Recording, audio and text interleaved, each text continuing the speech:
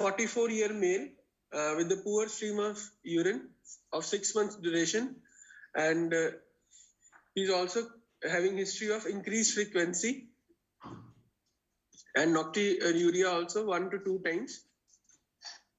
He had a sensation of incomplete evacuation and history of burning maturation.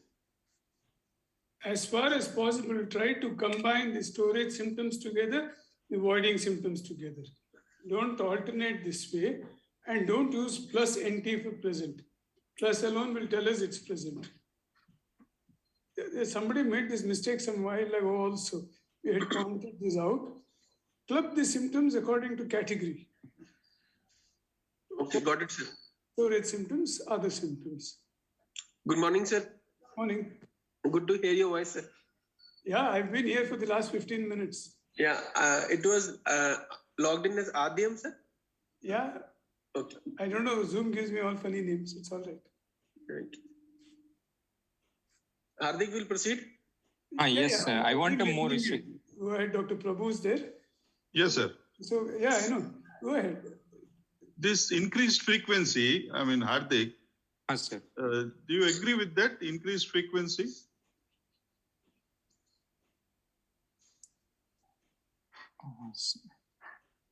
Whether, sir, increased frequency, how much he void in each void, I want to also know about the amount of voided urine in each time. And I think that will come later. Dr. Prabhu's question is specific. Here there is a 6 to 7 times daytime void. it is a normal, around 4 to 6 times is a normal frequency. How do you decide that the frequency has increased? It is a, we have to tell patient to maintain sir bladder diary for 3 days. Bladder diary, but how do you know that frequency has increased? See, when we say something is increased, we should have a baseline idea, isn't it? It used to be 3 or 4, now it is 6 or 7. But I tell us it's an increase. Right?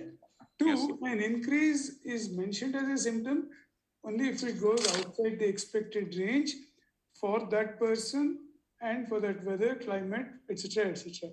So you have to justify why you call this increased frequency. That was Dr. Prabhu's question.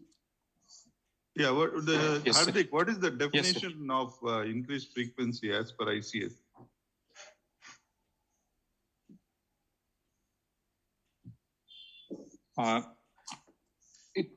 This is, sir, more than 6 times it is told the increased frequency of miscarriage. Repeated, patient wants to go for urine and exit, sir. No, the number 6 is wrong. Anybody else? 8 and above. Yes. 8 and above. That's why I asked this. 8 is the number, but the patient may give. This is a history, no problem. If he perceives that there is increased number of times he has to go, then you write as increased. Okay. Okay, sir.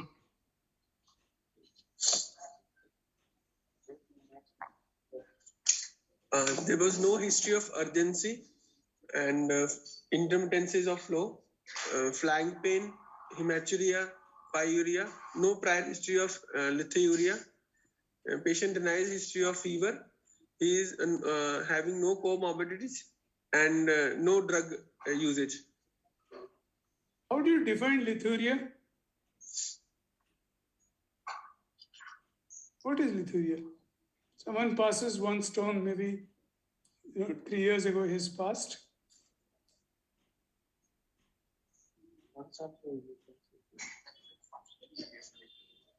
Everybody uses this term. Yes, but the history of passage of 1 stone fragment. Stone. Oh, okay, 1 stone. Does it become lithuria? Never again pass a stone in his life.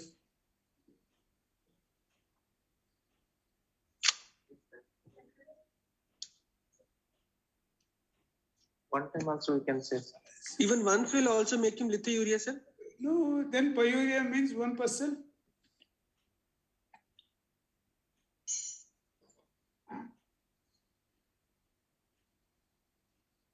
I'm intrigued by this term. Generally referred to it as no history of passage of stone, urinary stones, or stones in urine. Okay. Yes. It's nice to have fancy terms like this, but you must understand what it means. If it is one stone in the past, it doesn't become lithuria. If it's recurrent stone passage, yes, maybe. But unlike pyuria and hematuria, they occur all the time, isn't it? Yes, sir. Yes, sir. Dr. Prabhu will have the last word on this. No, sir. We used to use it even if there was one. This was new thing for me also. I didn't know. Okay, that's gone. So patient no history of sir fever, hematuria, and any comorbidity in the form of hypertension and diabetes. See, here again, Yes, sir. if you club fever with flank pain, abdominal pain, one can understand that. Okay, because Yes. one gets the impression in the mind that you're referring to an infective condition with or without obstruction. Hematuria, pyuria, lithuria is okay, but putting fever separately disconnects the symptoms. This is just a suggestion, up to you. Yeah, go on.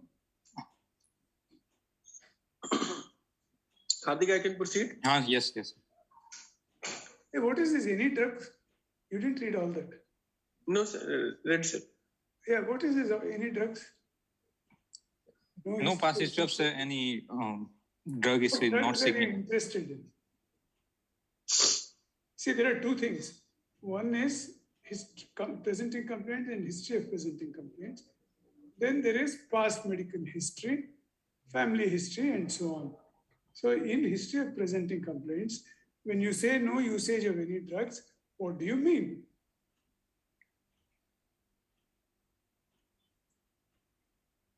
He's not taking any medication for lower urinary tract symptom or any means analysis. That matters in the medical history, isn't it? Not history. See, here when we say history, we're talking of history of presenting complaints. You remember the sequence? Yes. Presenting complaints, history of presenting complaints, past medical history, then we come to family history, social history, And drug history. history, and so on. What drugs did you have in mind? Sir, whether is shown to the local hospital and they prescribe any medication for lower attacks like.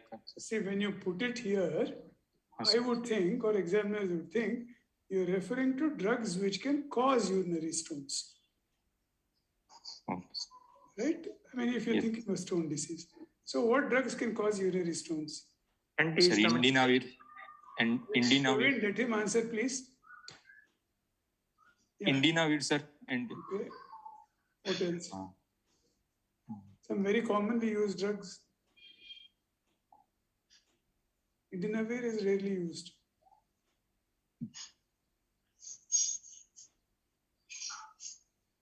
So alkalizer, sir.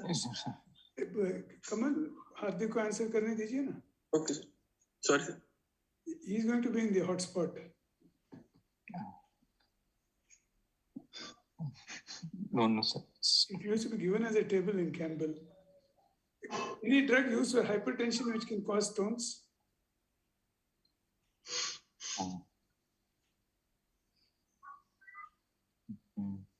There is even a warning in the leaflet. Hydrochlorothiazide. Yes. Isn't it? Yes. That's a common one which causes stones. Again, drugs like allopurinol can cause stones, and there are medical conditions which can cause stones. So when you say drugs, you have to specifically in your mind keep this. What are the drugs which cause stone disease? Yes. If you're referring to stones. Otherwise, there is no role for any other drug in this set of symptoms. No, which drugs will cause the poor urinary stream? Because that is his main symptom. Yeah, that's his main complaint.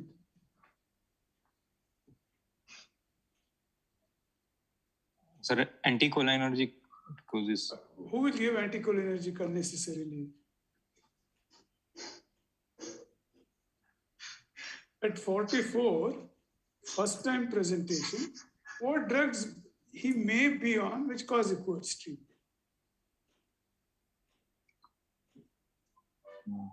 By this we mean drugs which are given for some other condition which incidentally cause poor stream.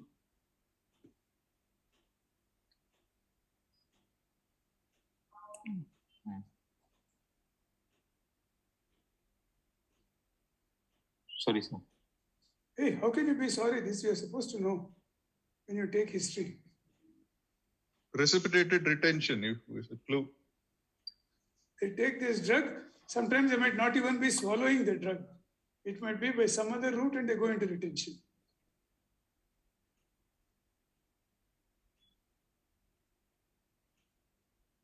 Any drugs that treat hypertension which can cause retention and maybe constipation also.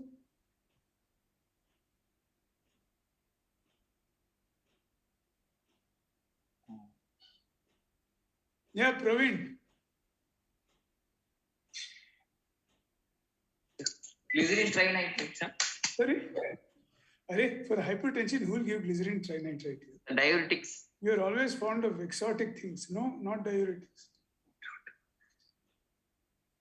See, common drugs, we don't realize when we prescribe that this can cause retention. Diuretics, sir, can cause precipitate retention, sir.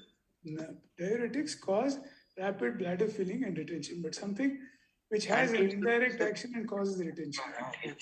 Antihypertensive. Calcium channel blockers, have you not seen or heard of this? Yes, sir. It causes Okay. constipation as well. Yeah, because they're smooth muscle relaxants. Glyceryl trinitrate is given very rarely. What else? What other drugs can cause retention?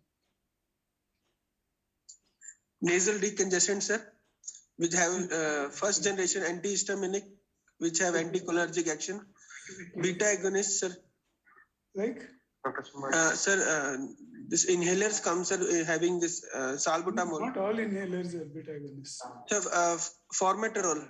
Formoterol is there. Something which is used more often. Salbutamol. Salbutamol. Smooth. Right? Yes. Salbutamol causes it. What else? Something used elsewhere in some other organ or system. You finished ear, you finished nose, you finished bronchial tree.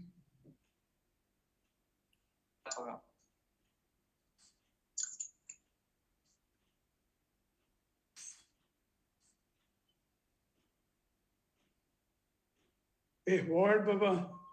That's a simple thing. Can eye drops cause retention?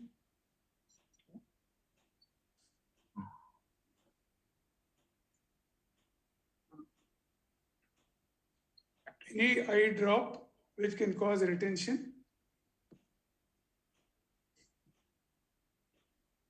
It may be used only once, but it causes retention after that. Atropine, sir. Yeah, atropine, homatropine. Correct. The Midriatics cause retention. Yes, sir. What else?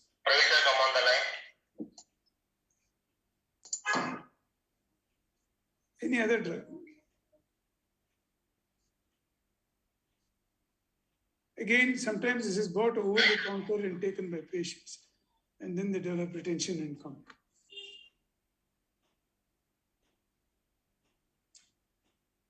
Antidiarrheals.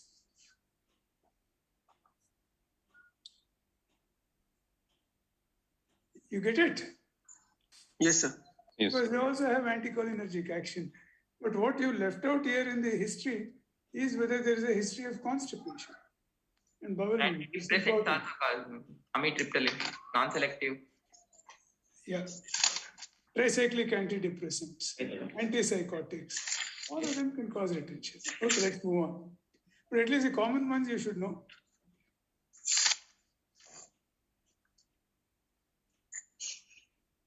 Yeah, move on, please.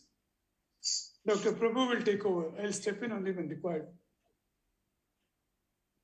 Yeah, Hardik, see, you should ask the voided volumes, the intake. That may be a secondary cause for increased urinary, because any urinary problem, the commonest thing they do is increase the intake of fluids. So that should come in the history somewhere. What is the intake? Because I didn't see it so far. Yes. Anyhow.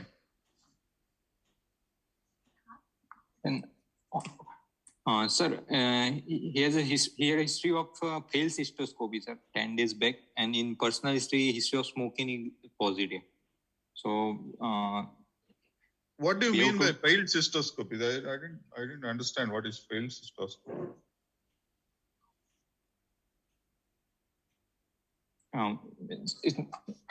Failed cystoscopy means, sir, it not able to visualize fully urethra till the bladder, sir. Did not. You have the different size scope. If 22 doesn't go, I may put a smaller scope. Yes, sir. So we Patient have is to know voiding. extra about failed cystoscopy, whether it is done under GA or local, how the scope size, seat size, and it is what is the reason why they abandoned the cystoscopy means fail. But the patient came with a only document a history of cystoscopy on a 10 days back fail, like in Instead, April. can you use the term cystoscopy attempted, but the cystoscope could not proceed into the bladder? If you Yes. have the size, the size. If you know whether it was under local or general, you'll know that. Most often, these are office cystoscopies done in a minor OT under local. So you can ask the patient, why did you have pain? Was that the reason you couldn't accommodate the scope? Okay. What Dr. Prabhu was driving at. See, the scope, the urethra might have been adequate. The patient would have terrible pain and the scope would have been withdrawn. That is also possible. So don't, unless the details are there, don't interpret anything on that. It may be high bladder neck, sometimes these patients, the scope might not have entered the bladder and you would have written like. So unless the details are known, you cannot interpret it. Lesson Okay, for so you is when you can't succeed in cystoscopy, please note down the reason why you could not. Don't simply put it down as cystoscopy not possible. Okay, all Yes. of you, all residents. Cystoscopy attempted could not be done is inadequate information.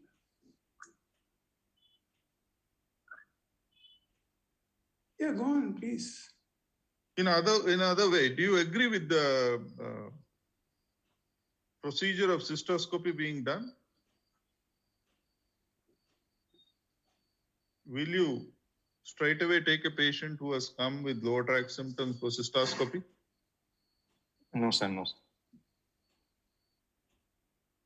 We have to evaluate thoroughly examination, clinical and non-invasive tests in the form of, sir, USG abdomen with post-void residual and UFR, sir. Then.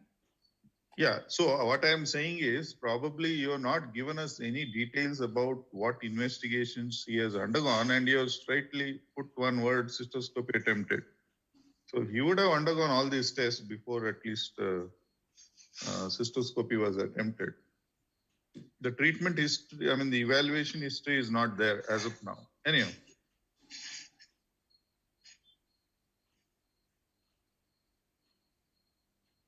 So what all you're thinking now? The history is over or it's still there? Over, sir. Next is examination. So what yes. all you're thinking at 48, 44 year old? 44 years male with lower urinary tract symptom in the mainly of voiding bloods. My differential diagnosis based on the history was, sir, first is the urethral stricture, sir.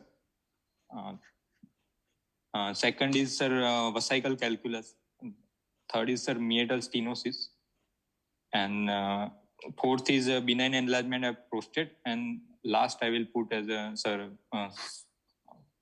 benign enlargement of prostate, sir.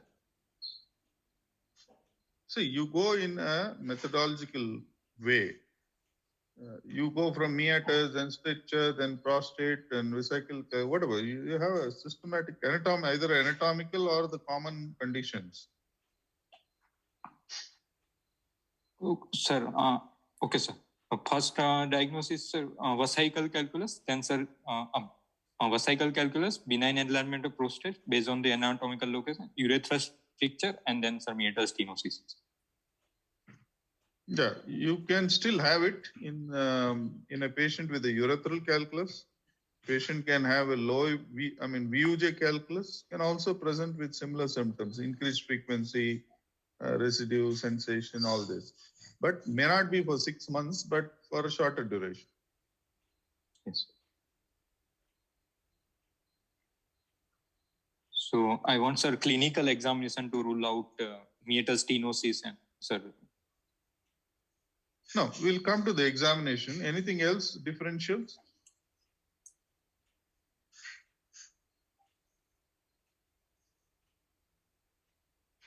See, you have told about stone disease, stricture disease, BPH. Anything else?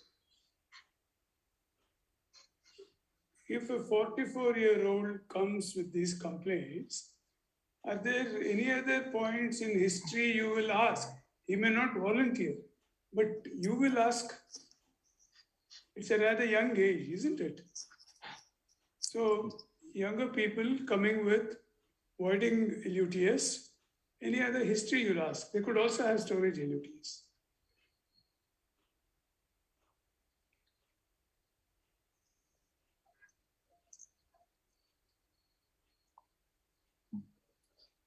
Anybody else? The history of trauma in the past. That he would have given you, probably. Come on. History of periurethral discharge, sir. If young patient is coming with me, I will ask for whether history of polydipsia is there. Any anxiety, sir? Bad line of thinking. Why will they have obstructive urinary symptoms? Why will they have voiding symptoms? That would be storage and frequency. Sir, these young people say they have habit of holding urine. No young person who's a male has a habit of holding urine. दीवार या पेड़ काफी है उनके लिए. Sir, I'm talking about people who are sedentary lifestyle. No, think seriously. This is not a trivial matter. We do get patients presenting with some serious illness. They present to the urologist with voiding urinary symptoms. Illness is in some other system.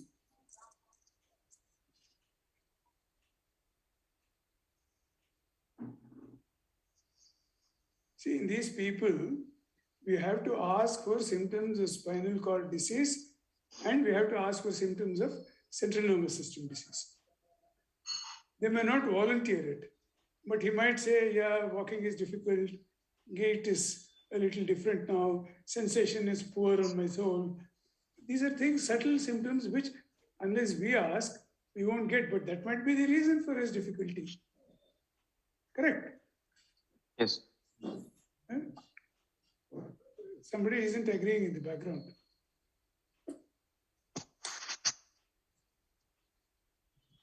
Sir, symptoms of spinal compression mean like sciatic pain, like that? It depends on central disc or peripheral disc, but yes, gait abnormality, backache. Okay, history of any backache even in the recent past. There might be a collapsed vertebra or something which is causing this. And in a way, you can also ask him whether memory is okay, whether sight is okay, and so on, because that will tell you about early onset degenerative diseases. But spine, definitely you should ask. Gait difficulty, foot drop, paresthesias and anesthesias, spasticity of the limb.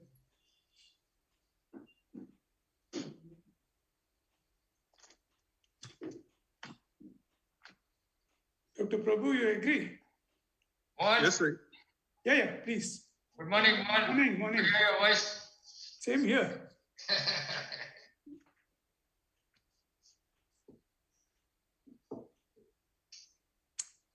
Okay. So if you don't take all this in history, you're going to lose credit for it. It will be a negative credit. Hardik, some time back you were asked about bowel history and about his erectile function. And I mean, if it is not there mentioned in the history, you need to ask, because that may be leading to your differentials or in the management. Yes. On sir, general examination, no history of pedal edema, cyanosis, icterus and clubbing, and failure. Sir, systemic and general examination normal, sir. See, I have a problem again here. In your abdominal examination, you say no palpable mass after guarding and rigidity. If there is guarding and rigidity, how will you palpate the mass? So the general sequence is whether it is first inspection, all quadrants moving well with respiration, umbilicus central, no dilated veins. Correct? Yes. Hernial orifices, cough impulse, and then you go on to other things. But if there is a mass that should come above guarding and rigidity, which you don't expect to find in someone with 6 months history of symptoms.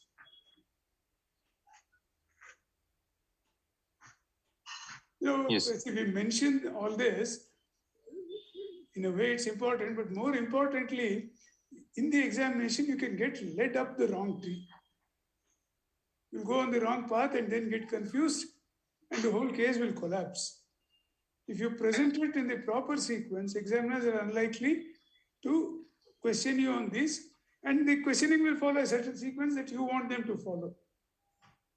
You have a non-tender abdomen, there is no guarding and rigidity. You have said non-tender, no? So that's it. Yes. So what is that no palpable mass means? What are you specifically worried about? Means sir, palpable bladder and. Yeah, you specify rather than saying no palpable general, a vague term. It's better to specify. Bladder is not palpable. We were taught to record this as no palpable organs or masses. Times might have changed. See, liver has a certain way in which it grows and you can palpate. Same for the spleen, same for the bladder, same for the kidney. These are recognized organs. If these are not there, then you can refer to whatever is present there as a mass whose origins we don't know. At MCH and DNB level, I think you have to be a little more specific, more accurate. Can't waste time over this.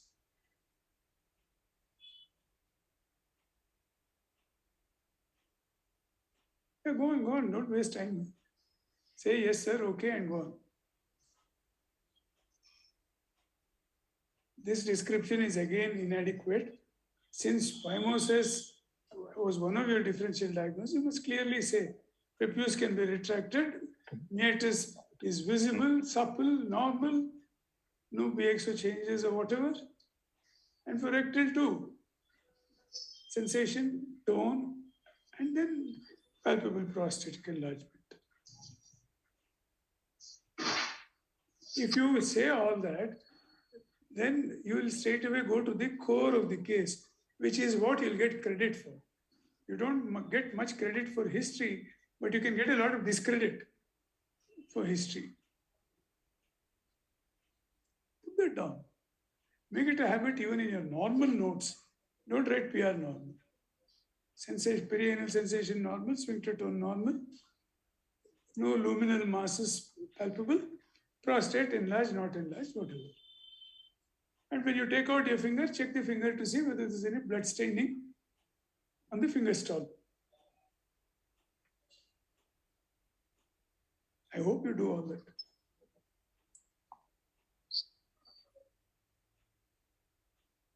Yeah, let's move on.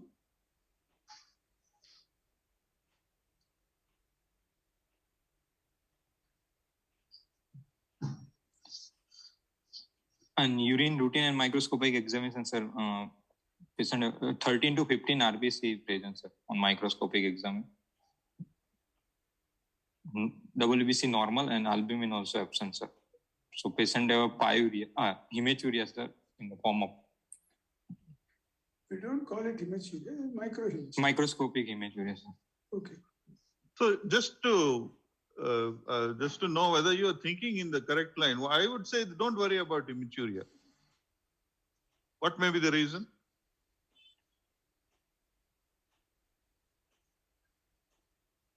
So you should know what the patient has undergone. Patient underwent cystoscopy 10 days back, no? Yes, sir. Yeah, he has written that the scope could not be. There will be some hematuria. Luckily, it doesn't have gross. You might have definitely a microscopic hematuria. So interpret your investigation in the light of what the patient has recently undergone. If he has undergone attempted catheterization, there is hematuria, then you don't put it as hematuria as such. Interpret it. Yes. Blood, I want blood investigation in the form of complete blood count, serum creatinine and blood urea.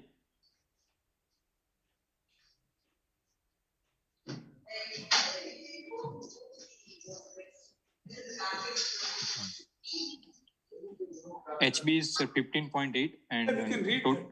You point out to what is abnormal. the normal renal function is with normal hemoglobin and total count, sir.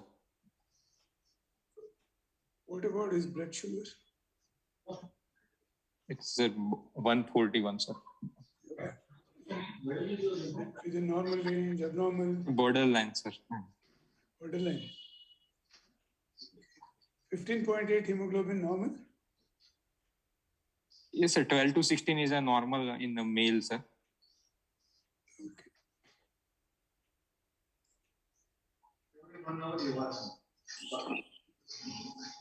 Hey guys, don't hang like this. Move on. If he's done, you are done. Move on. Electrolyte is also normal, sir. Sodium. Next. Both are written in mg. That is the wrong. So mil equals, sir. Sorry.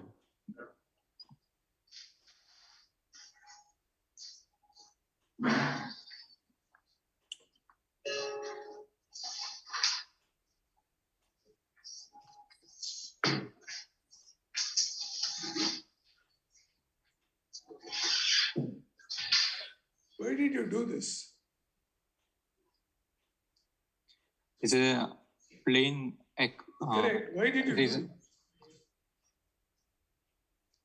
This is case from your hospital, isn't it? Yes. I think so. Why did you do a KUB? To rule out, sir, vesicle calculus. Which is a better way? Ultrasonography, sir. Then why waste radiation on the patient? So some paradigms have changed. Before ultrasound was available so widely and used, yes, the algorithm was do a KUB, do a IVU, do a RGMCU and so on. But now we would be careful about exposing the patient to unnecessary radiation. Is there anything abnormal on the KUB? No, Is sir. it a proper KUB? No, sir, not proper explain because of presence of bowel gas and suicide is also not visible. That will always be there, yeah? Okay, you call it Suicide is abnormal. not visible, sir. Of course, And renal area is also, sir, not visible. that doesn't make it abnormal. Renal side. That doesn't make it Exposure. abnormal. You say it's a poor X-ray. Exposure, sir. Though I don't agree with you, but it's all right. You can see this shadow on both sides.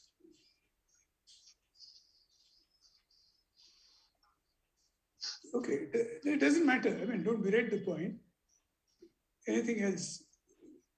Anything else which makes this X-ray subnormal in characteristics, incomplete. So you expect to see the X-ray cover the entire pelvis. At the lower border of the X-ray, you can see that the ischial tuberosities are not visible. Okay. Yes. Why should you see that?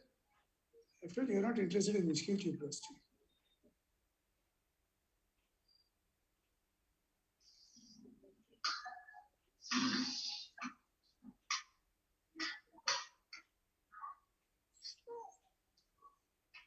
There's a lower extent of the bladder till so we have. Anybody Yes, volunteers? To look for prostatic urethral calculus? Exactly. Okay. Right, let's move on.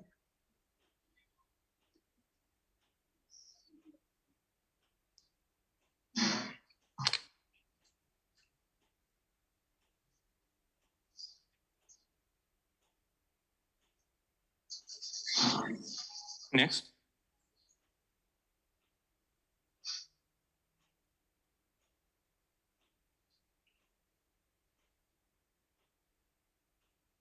Next.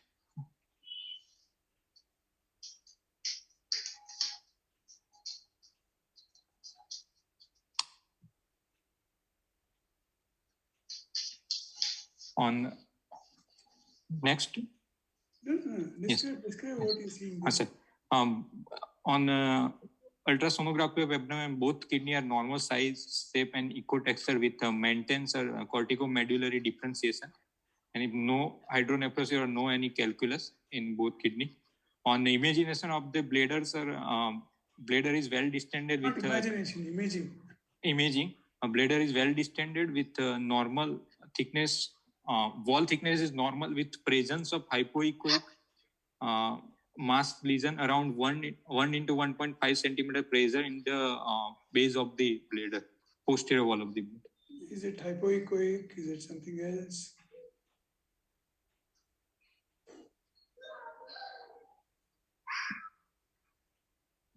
Sir, hypoechoic with the irregular margin and over the base of the posterior wall of the bladder. Call it hypoechoic. It has the same density or the echogenicity as the surrounding tissues outside the bladder. Correct? Yes, I see. Your comparison is with the liver usually. Does it have the same echogenicity as a normal liver? So is it isoechoic, hypoechoic, or hyperechoic?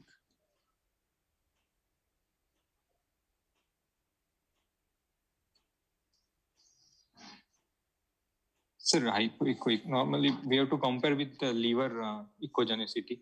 Why do you think it is hypoechoic?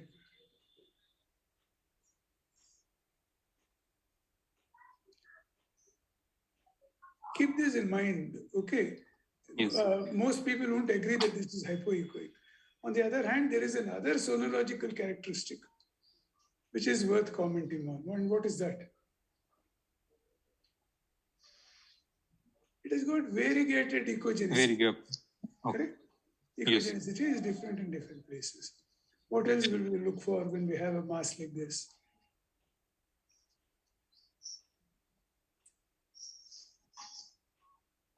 Any sir, vascularity of that mass, sir? That you cannot make out on plain ultrasound. Things that you can make out on plain ultrasound. It is mobile with the changes of the posture. You want to see mobility. What else do you want to see? Before you check for mobility, in the same supine position, there are other things which will characterize the mass.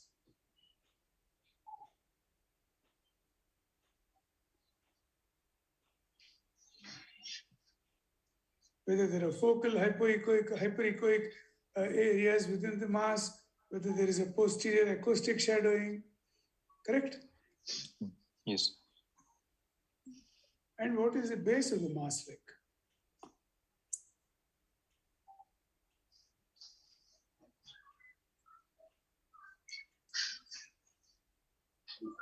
They put some marks there. Look at that. Yes, sir. How does the base of the mass look like? How does the base of the mask look like?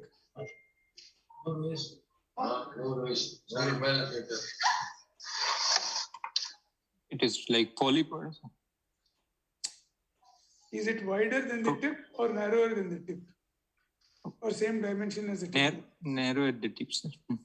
Here, Baba, just see properly. Yes, sir.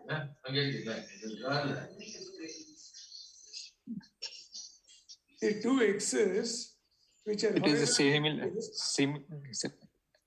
The width is length is and width same like sir 2.3 into 2.6. Sir.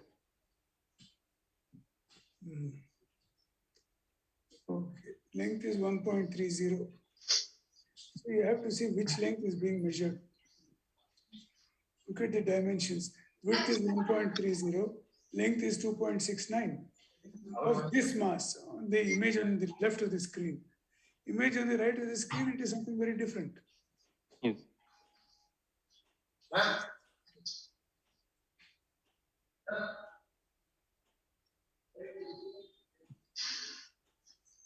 Okay, go on, yeah. Why are you Next, stopping? next.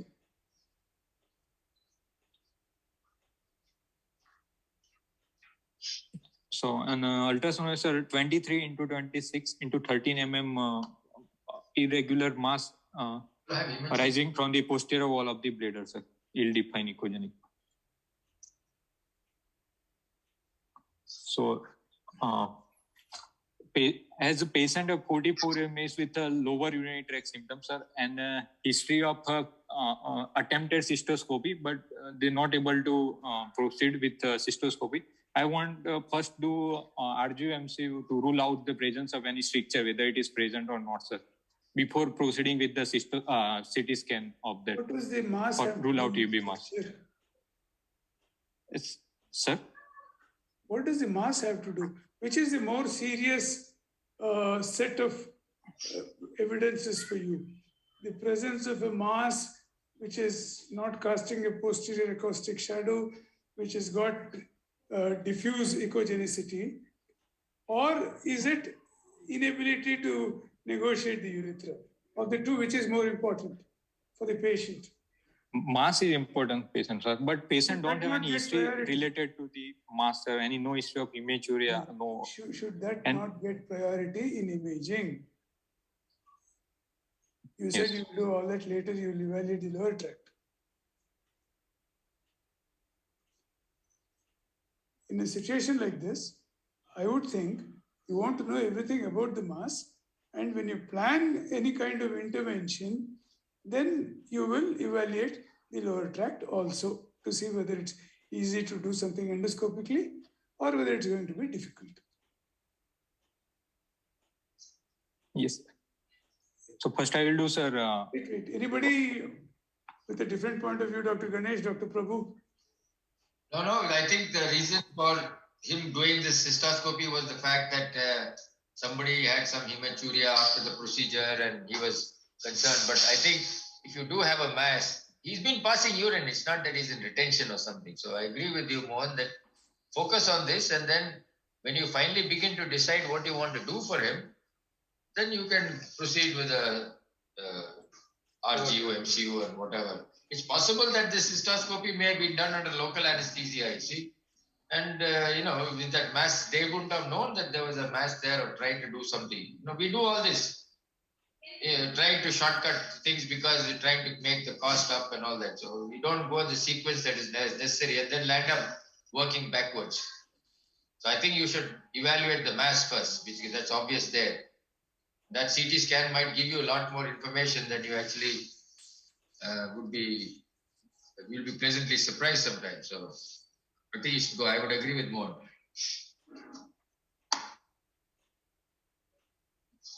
Do you want to do urine cytology?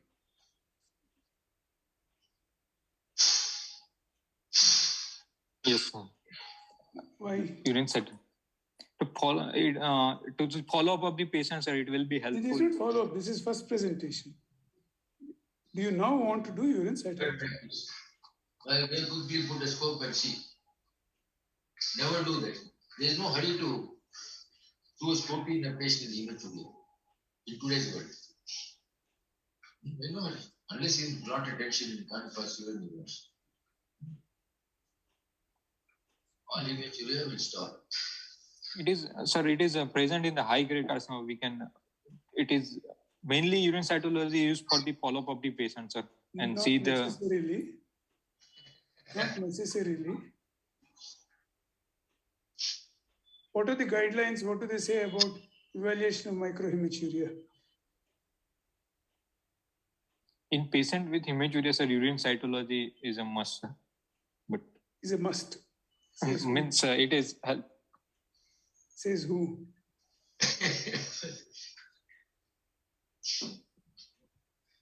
Hardik, these are stock questions that come up. Okay, even in your own practice. A sensitive test are a very specific, is a specific test. The sensitivity and specificity of test will determine if it is a mandatory one at all or not. You should qualify your statements when you say, when you talk about urine cytology.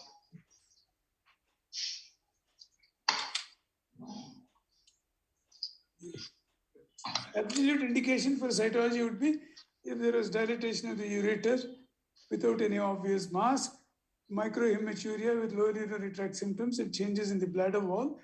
Those would be obvious. And a patient who has got high risk factors. Smokers. When the risk factors involved in. And then certainly on follow-up patients. Okay, let's move on. Next.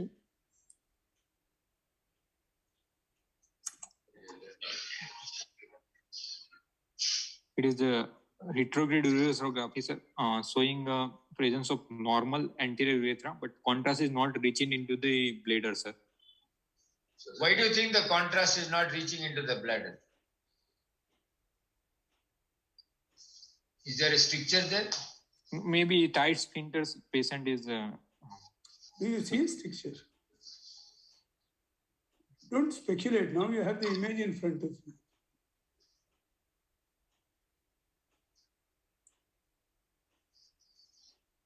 Before commenting on this picture, I want also, sir, misturating cystourethrogram too. How will you do the MCU?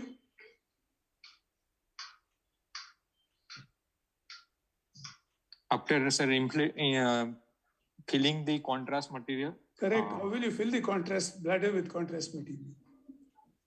To put. How will you fill it?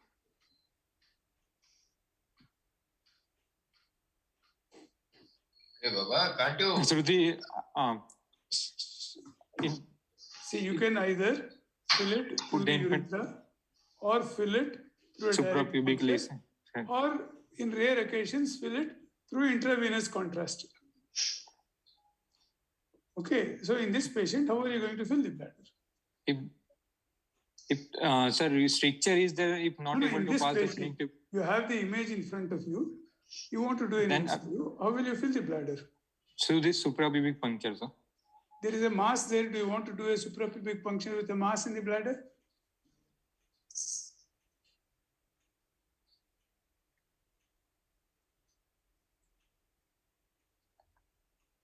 You see the point now, Hardik? Yes. First, CT scan of the both. Yeah, you find out what the mass is and avoid a suprapubic puncture if possible by doing other things before doing the suprapubic puncture.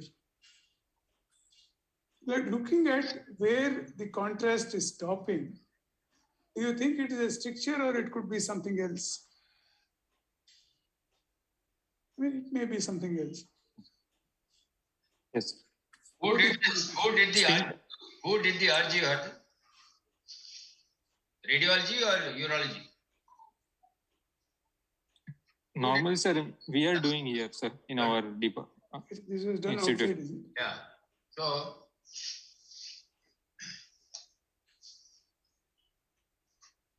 see, the point here is we don't have a definite stricture. The urethra is inadequately distended, so we can't really make out about the rest of the urethra, whether it is distensible, non-distensible. There is a little irregularity, but that bend you see is at the penoscrotal junction. The position of the penis is not proper. You have to straighten it out before you inject. And when you look at where the contrast stops, it's a nice, smooth appearance. What would that suggest to you in an RGO MCU?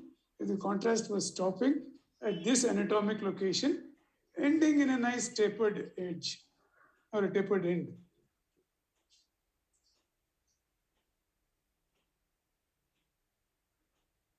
It is a bulb of the sir. So what? So what happens at the proximal end of the bulb? What is there which can give rise to such a radiological image?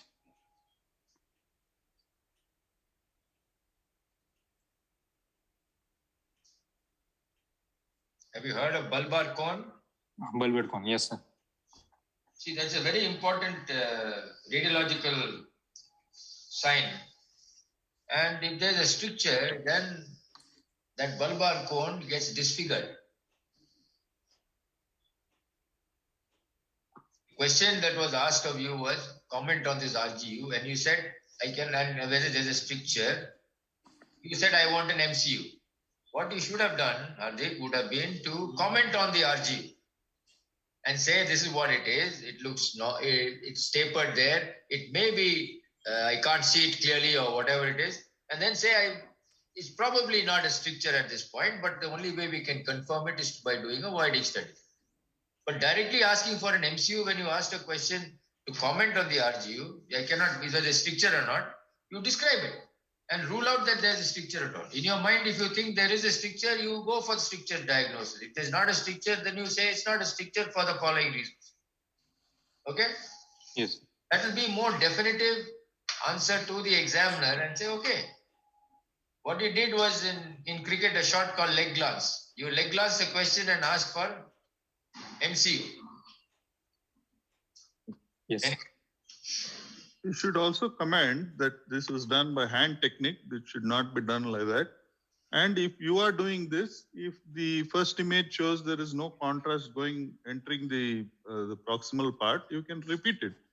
Maybe you inject more xylocaine, wait for more time, advise the patient to relax, and you can repeat it most of the time. It goes into the blood. Okay. There is no reason here to suspect a disruption, correct? No Yes, pelvic fracture, nothing. Only in a disruption, the contrast might not enter the bladder at all. There's no reason to suspect that. Okay, anyway, let's move on.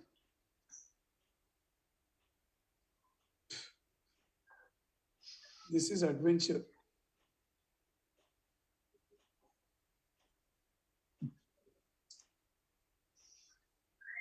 What is the most important characteristic you see in this film?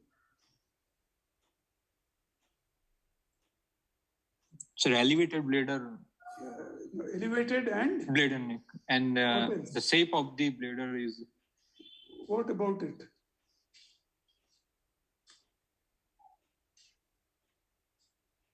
It seems to be compressed, isn't it?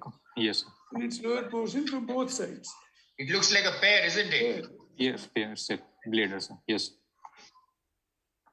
On two images, on both images, the shape is not changed. Is this what we get in a stricture? No, sir, no. So what is this?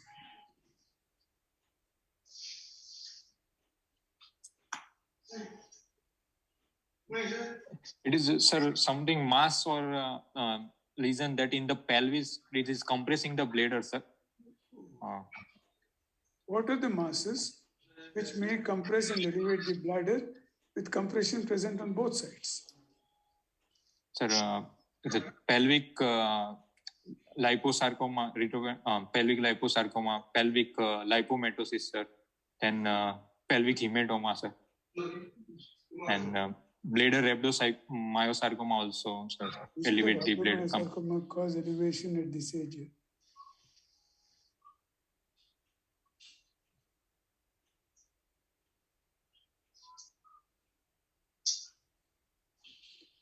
So this again brings into focus the need to evaluate with the CT scan before we evaluate the urethra. You can still see a filling defect inside the bladder, right? Yes. Yeah.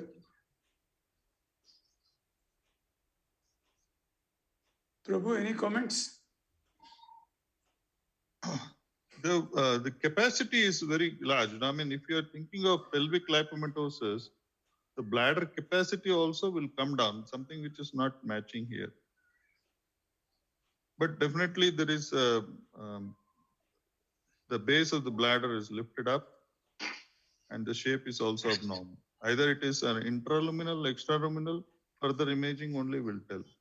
One of the other things that I think we need to look at here is that the irregularity which is seen at the base of the bladder. The rest of the bladder is very smooth, but this, whatever film we have, it is consistently showing that there is irregularity, which matches with what the ultrasound showed, that mass sitting there. Secondly, whether this is the projection of the film at all or not, but there appears to be more space between the side wall of the pelvis on the right side than on the left side, given image for image. True. Now, which would suggest that, it's something that is not a uniform picture. Now, pelvic lipomatosis, two factors here. Number one, the bladder is very large, as Prabhu said. Secondly, it is a symmetrical condition.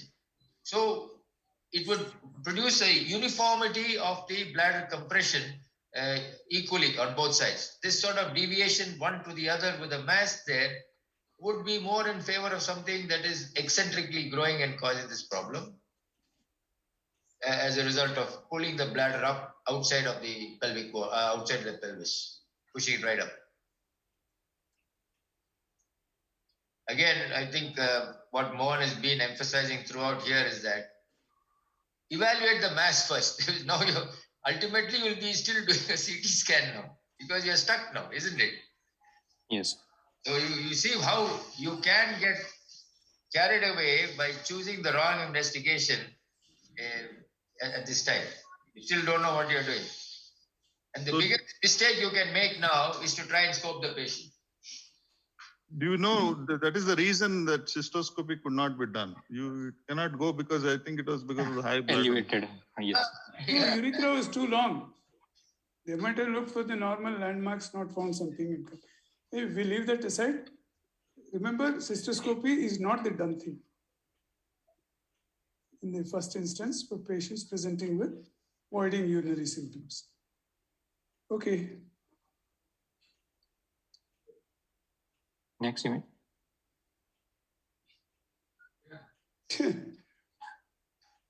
Right. On voiding cystoscopy, sir, patient have large, sir, long posterior urethra, sir, till with no any with normal, sir, posterior and anterior urethra, no filling defect or no dilatation, sir. Bladder neck opening up nicely, posterior well delineated. Bladder, the bulbar urethra is well formed, and contrast is passing through a uniformly smooth urethra when he voids. Right? Yes, sir. But there is something that you can still find abnormal, and that is the elevation of the bladder base. Yes.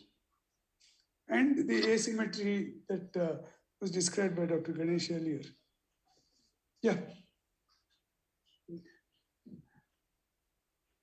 This is around 4,000, 4,500 rupees down the drain for the patient without an answer about the diagnosis. You're sure the rectal exam was normal? Eh? Yes, sir. See, doesn't look it could be normal. Yeah, I mean, with all this,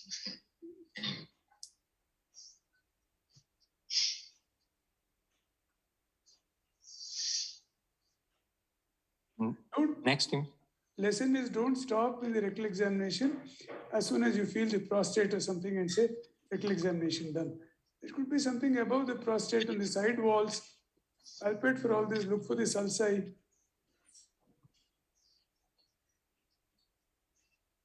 which sort of rectal examination would have helped us to identify if there was something else here in this patient?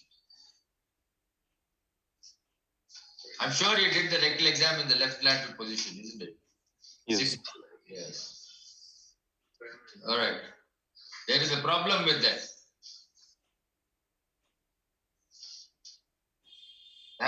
That examination is used basically by people who are not wanting to feel the prostate properly. I know that there are many urologists who still don't like to see the face of the patient when they are actually doing a rectal. But I think it's important to see the face of the patient when you're doing a rectal anyway. So a patient like this, the best position to have actually examined him would have been the so-called pickup position. And you would have been probably able to identify something different in that area. Anyway. Okay, carry on. We still haven't seen the CT scan. Next.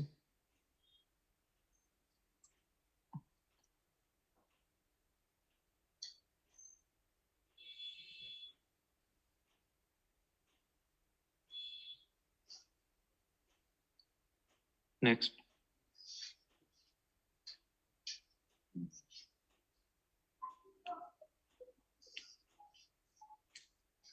Where are the axial cuts of the bladder?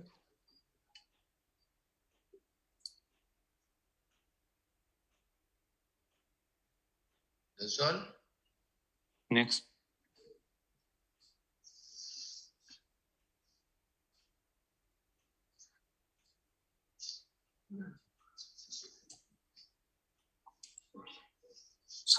On contrast and a CT scan of the abdomen and pelvis showing not both kidney are normal size, shape, and taking up the good perfusion and extraction of the kidney from both kidney with a dilated ureter both side and irregular bladder, sir, with the presence of hypodense irregular mass-like lesions seen on the base of the bladder, sir. Go down to the bladder, please. Whoever's projecting. Yeah. No, not stay on the axis. It's also not. This is not axial. This is coronal. Not axial. See, the important thing, please remember, unless you have a look at the axial cuts, looking at the reconstructed images can be very misleading. You should have uploaded the axial cuts of the bladder. I hope they've taken it. This would be a typical instance where 3 mm or 5 mm cuts across the bladder should have been taken for us to get a good idea of what is going on.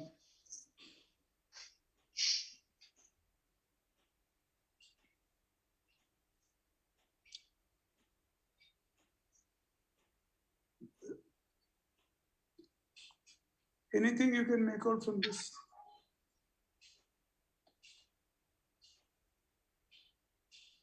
Hardik, there are things, that's why I'm asking this question.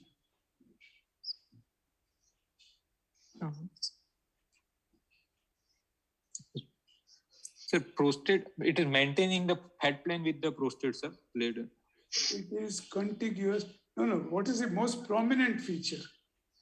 The mass is contiguous with the prostate, sir, means. What kind of mass is it in the bladder? That's what you can see. In the bladder, does it appear solid? It's a polypoidal type, sir. Looks like polypoidal on a solid base. Correct? Yes, sir. Yeah. Next, please. And yeah, maybe contiguous with the prostate. Next. That's all. Oh my God.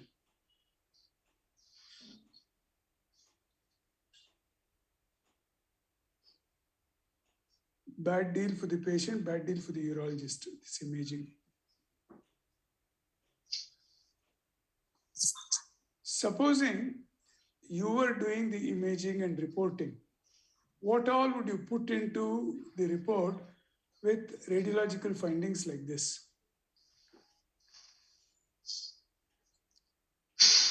Yes, sir. First, describe the kidney. It is contrast uptake is okay. That is with presence of any calculus hydronephrosis. Then I will go to the ureter, sir. Both ureter here dilated, sir. Okay. Then so what will you do about the ureteric dilatation? Is the dilatation all the way through, or is it at a particular part of the ureter? Because you see, the kidney is not so hydronephrotic. So you'll have to mention here which part of the ureter is actually dilated. Sir. So when you say ureter is dilated, we get the impression that you're saying the entire ureter is dilated. See, the pelvic ileal system is looking normal. The upper ureter looks normal, but as the ureter seems to force down, it is obviously getting compressed. And this dilatation is more marked at the lower ends rather than at the upper ends. So whatever problem is happening is below. It's all in the pelvis. Jamming this. Yes. Why do you think they have said papillary growth involving the trigone? What could be another differential diagnosis of this? When they say papillary growth, we all get the impression that we are talking about TCC, isn't it? Yes, sir. Yes, isn't it? Now, you look at this image and you tell me whether you can think of other differential diagnosis for this sort of lesion. I think there's only one image here which you have shown, which seems to say that this is papillary growth. That is the one, the bottom one, extreme left. Some little projections are showing inside. Having said that, looking at that one image, what other conditions you think would give rise to this picture? Cystitis cystica, sir. Bladder change. Okay, very good. Anything else?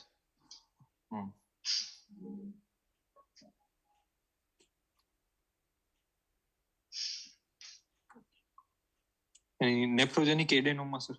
Yes, very good. Nephrogenic adenoma. These are all benign conditions or malignant conditions? Benign condition, sir. Benign conditions. So, what about cystitis glandularis? Yes, sir. Cystitis glandularis also same picture. Is cystitis cystica equal to cystitis glandularis, or they are two different conditions? Two different conditions, sir. So, which is more serious? Which is more serious? Cystitis glandularis or cystica? Glandularis, sir. So, try to match the images that you see now with that picture and say that, answer Mohan's question and give a better report than what has been given by I don't know whether that's a radiologist report or you just wrote down. Radiology, there. The radiology report is given that. I can't believe it. Normally they write 2 pages. There's only one line here.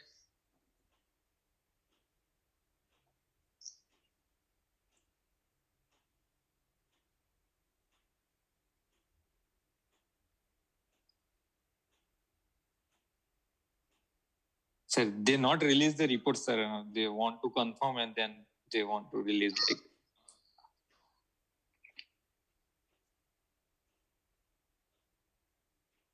Hello. What is their doubt? This mass, sir, whether it is. Yeah, go on. Go on. It is a malignant mass or it is a benign, sir. Whether it is. There's so many other things also which come into the picture, malignant, benign. Also that compressing from the side, sir, bladder irregular shape. Hardik, the most important thing is whether it's arising from the bladder or whether it's an extravesical structure projecting into the bladder. If it's extravesical, then what are the structures which appear abnormal from which this mass could be arising? Right? Yes.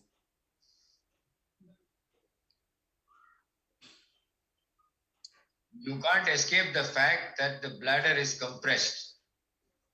All right? You can't escape that fact. The bladder is compressed on either side. And do you see a lot of these densities normally? You must have seen a lot of CT scans, no? Yes. So is that pelvis looking abnormal? Huh? You see all this Yes, sir. mass of tissue there in the pelvis normally? Like this? Look at No, another sir. CT scan. Look at another CT scan and you will realize.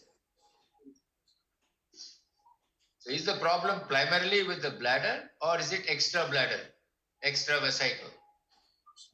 Extravesical, sir. Presence of isoequic, isodense areas, sir, surrounding the bladder also, sir. Like fatty tissue, like similar to.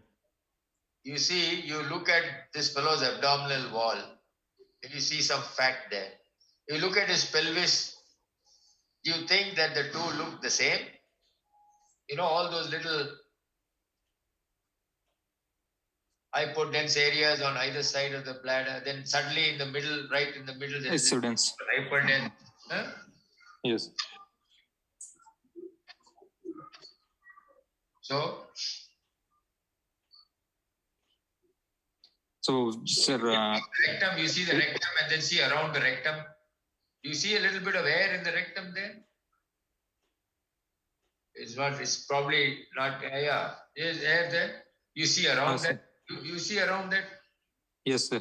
So you can't run away from the fact that you look on either side, starting from Bladder. and going down, that this bladder is being compressed on either side by this variegated density mass, a large portion of which is actually hypodense,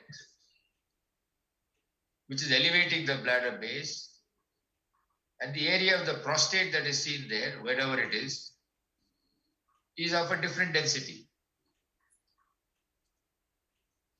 Yes, sir. And this will match what you saw on the MCU, showing a very elongated posterior urethra. Long, because the bladder is pushed up.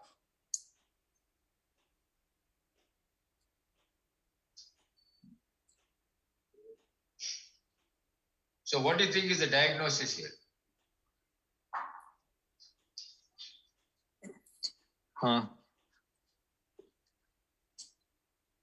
You have any diagnosis?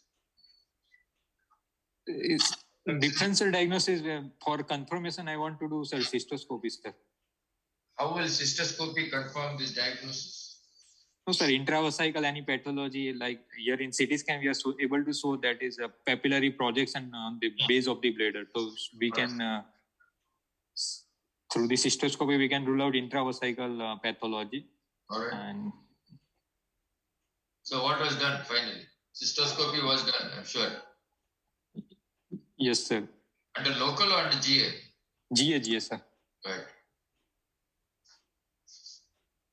What was the difficulty encountered? It is a very long, sir, posterior urethra. The scope reach the bladder with very difficulty, sir. And we taken the flexible cystoscope and reached to the entirely we can able to see the bladder, sir. Before starting cystoscopy, would you have liked to do something else under anesthesia? Examination under anesthesia.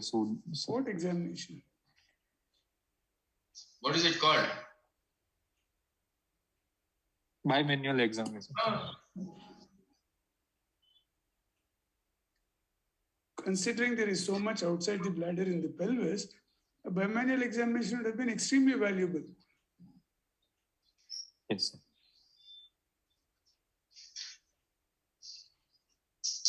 So how did the cystoscopy help you?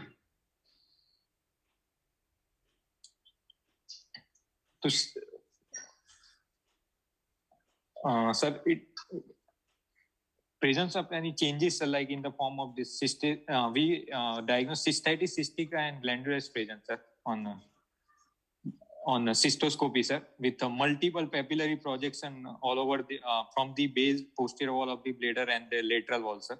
And ureteric opening we are not able to identify because of this mass, sir. So we have taken the biopsy.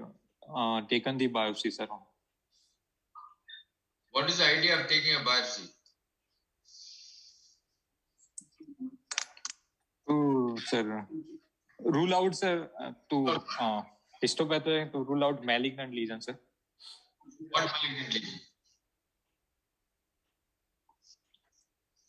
What malignant lesion you want to rule out? Based on the, sir, examination, it is benign, like cystitis cystica changes, but you said malignant lesion. This is exactly what you said a couple of minutes ago about the RGU. I asked you about the RGU, you said I want MCU. Now you're saying a malignant growth and then you go back to benign growth. What is the malignant growth that you are concerned about in this situation?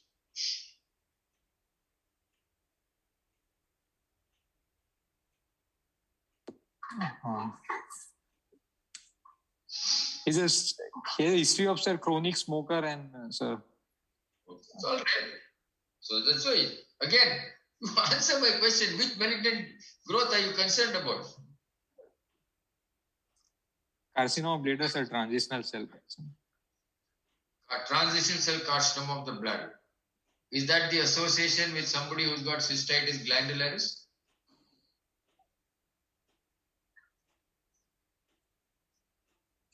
You have seen no transition cell carcinoma of the bladder patients. Do they have cystitis glandularis? No, sir. No, sir. Which is that malignancy where there is cystitis glandularis? Where there might be no hematuria at all. Squamous. Squamous. There are not many more tissues left for you to guess. It is glandularis, so what could it be? Glandularis. Which is that malignancy which has got gland? Sorry, sir. Adenocarcinoma of the bladder, sir.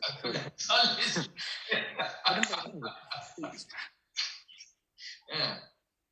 Sorry, sir. Okay.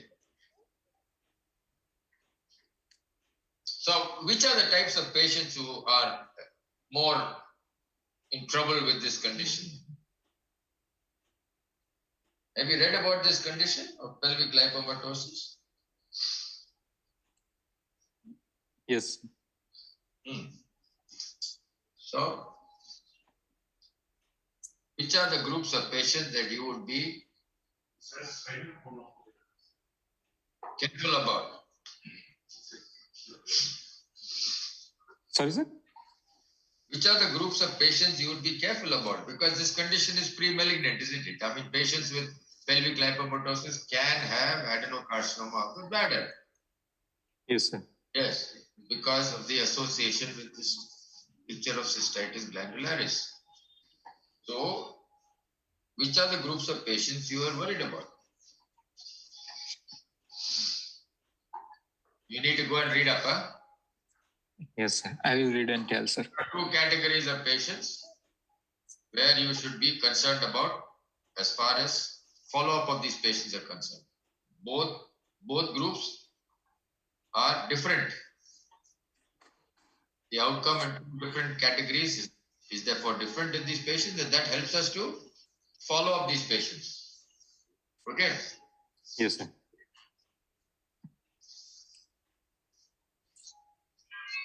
So biopsy was confirmed? Sir, biopsy. Biopsy. It's showing the changes of cystitis cystica. Right. On the slides, please. Where we stuck there, move down.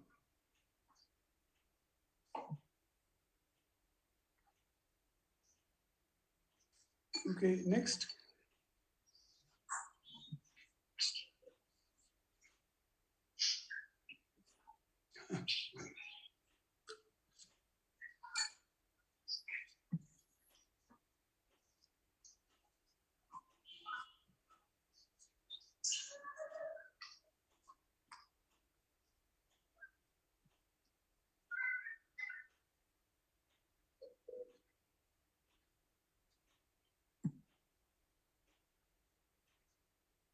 Any more slides left? No, huh? No, sir. Last slide, sir. Right. You know what are these Von Brunn's nests?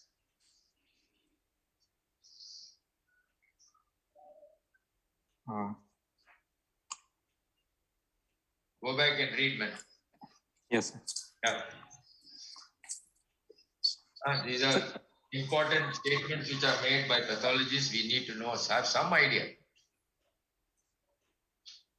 What is the significance of a Von Brunn's nest on a histopathology? And what is the situation of cystitis glandularis vis-a-vis pelvic lipomatosis? The association and the prognosis. Okay? Yes, sir. Sir, in the last case, Yes. sir, last case discussion, sir, that management, how that case will deal with, sir, that pelvic calculus with distal ureter calculus and that bladder calculus are present along with retained JJ stent, sir. Yeah, forgotten stent. Forgotten stent, sir. Yes. I told you, no, the patient had open surgery. He had right nephrectomy and cystolectomy. Okay, sir. Okay. Yeah, that's all was done. You go and sit and do all that for the large stone on a small child like that, for a 12-year-old boy with a urethra, you do PCCL, this, that, everything. Yeah, everything is possible.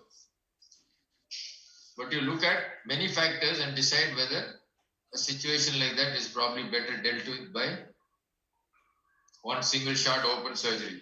Still has a role to play in our country when finances are a problem also. You see, when you want to break that, the kidney is non-functioning, so you have to do a nephrectomy and then just take out the stone. So some people might do a lap nephrectomy, then make it do PCCL and take out the stone. You can do everything. Then we have to take the ureters through the, till the VUJ, na, sir? Because the stone is there. Correct. You have opened the blood, take that stone out, and that's it. Leave that stump of ureter with a stone inside it.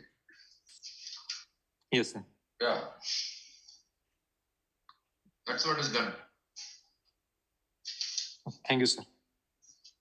One more question we asked last time. What are the IVU findings with PUJ? Yes, sir. You read, no? Yes, read, sir. Very good. Okay. As long as you've read it, it's very important. All of you, this might come up for discussion again if we get a patient of hydronephrosis. It'll definitely come up. I'm not going to ask it now. Yeah. What happens after 3 months when we get another PUJ or hydronephrosis? Right. Thank you.